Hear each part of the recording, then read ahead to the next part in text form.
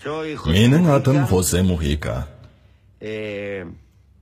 Өмірімнің алғашқы жартысында нанымды табу үшін ауыл шаруашылығымен айналысқанмын.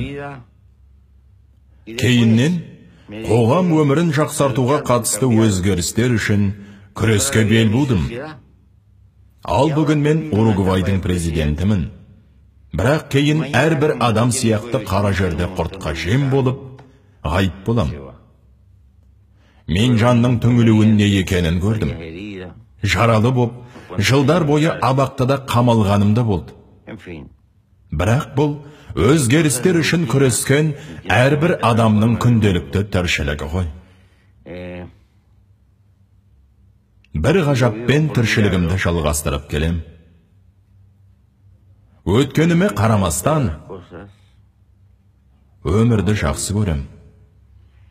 Өмірімнің соңына дейін мен өзімді барға кіріп, барменді шақырып алып, бұл шарап менің атымнан деп айтатын адамдар секілді болуға үміттімін. Менің өмір ұстанымдарым және құндылықтарым осы жерде тұратын қоғамның бір бейнесі ғана. Сол үшін мен жолымнан айнымайым. Жағдайымды президенттікке балап тұрғаным жоқ.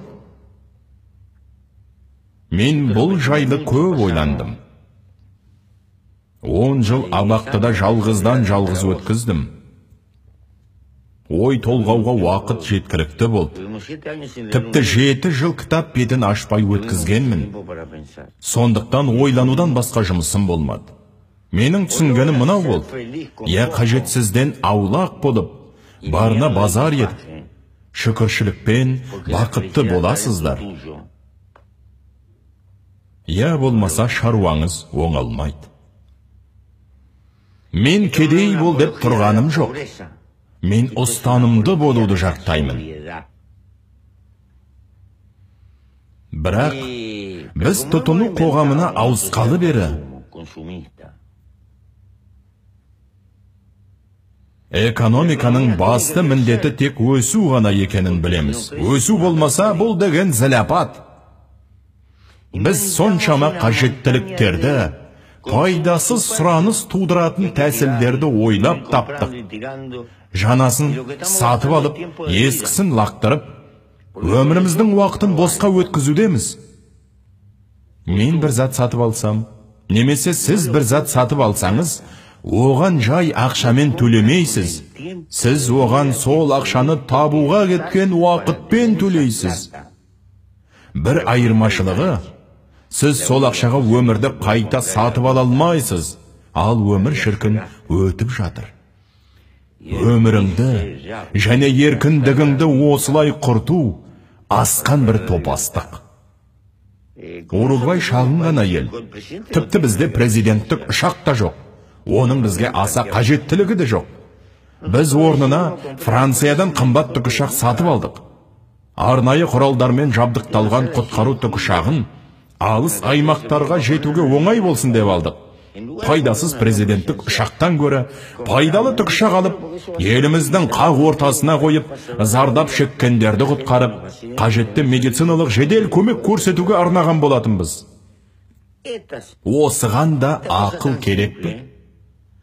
Шешімнің қайда жатқанын сезіп тұрсыңдар ма? Я президентке ұшақ, я құтқару тікұшағын аламыз. Әр қашанда шешімдер осы тектес келеді. Менің ойымша, әңгіме ұстамдылыққа байланысты. Мен өткенге оралып, үңгірде өмір сүр, немесе сабаннан жасалған лашықта тұр деп тұрғаным жоқ. Тіптен олай емес. Менің ұсынысым басқа. Айтайын дегенім, қаржыны қажетсіз заттарға жұмсауды доғару керек.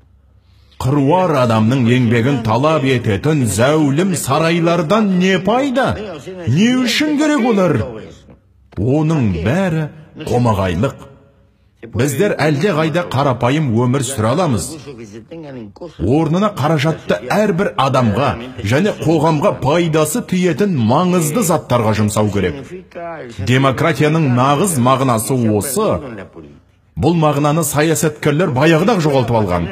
Патшаның тәжі дейме, шонжар барон дейме, лордтары аңға шыққанда сәйкі мазақтары жалбақтап жүгірген іс әрекеттерінің арасында бұл мағына жоғалып кеткен. Көне замандағы қараңғылық қой бұл деген. Сонда барлық революциялар не үшін болды? Теңдік және осы іспеттес үшін емес пе? Бұл президенттік зәулім сарайлардың сипаты сол баяғы құбылыс қой. Мен Германияда болғанда, мені 25 BMW-ның мотоциклімен айналдырып, сауыты зіл қаратаз Мерседеске отырғызған болатын. Одан қандай пайда? Сондай да болған. Мен қарапайым адаммын, бұйырған заттан бас тартпайым, келгеннің шамасын үйлестірермін, дегенмен де. Мен мынаны айтқым келеді.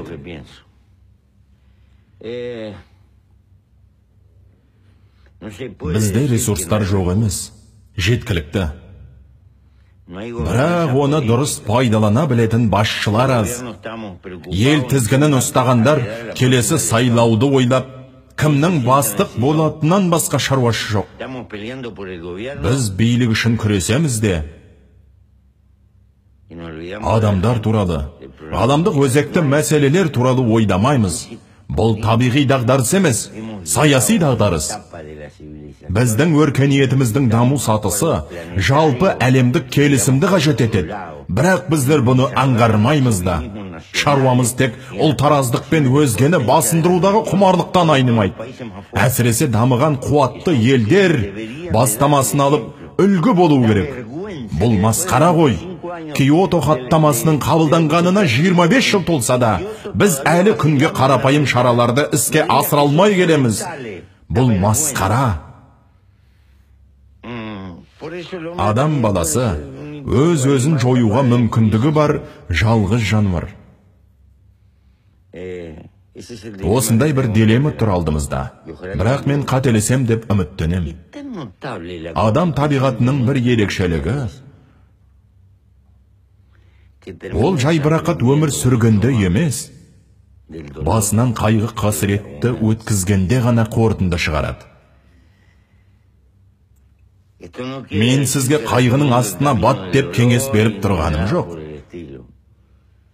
Бірақ адамдар мынаны түсінсе деймін.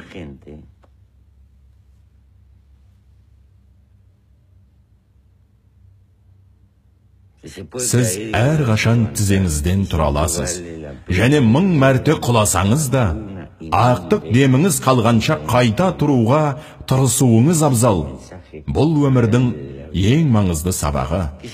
Басқа сөзбен айтқанда, күресті тоқтатпағанша сіз жеңілмейсіз. Ал жеңіліс тек арманнан кесіліп қалғанмен ұштасады.